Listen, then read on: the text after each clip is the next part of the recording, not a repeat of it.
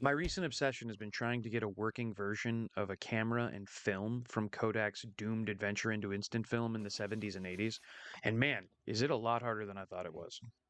Over the course of the 10 or so years that this was in production, Kodak made two different kinds of film with a couple of variations between them.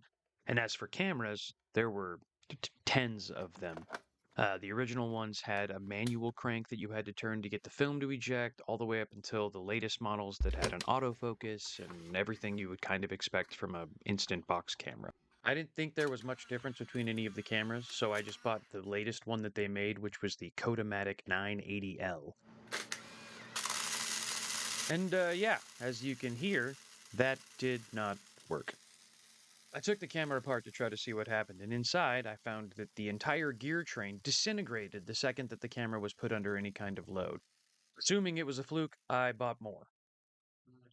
It was not a fluke.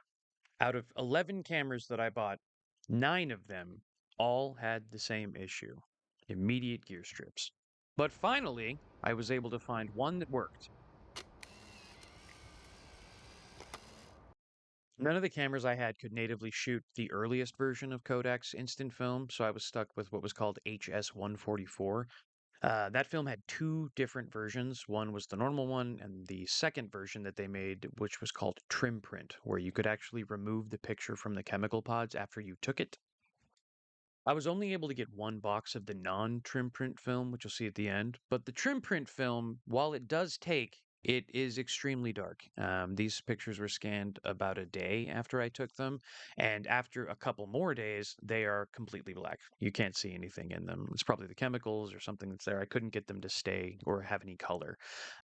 The non-trim print film did much better. As you can see, it is awesome. Has a very vintage vibe. Still has some color, kind of weird color, but those nice brown overtones that it has, which is actually very impressive considering this film expired in 1986. But in the end, was this worth it? Monetarily, no. This was a huge waste of money. Do not do this. Don't go looking for these cameras. They are terrible. The film is nice, but the cameras are the worst.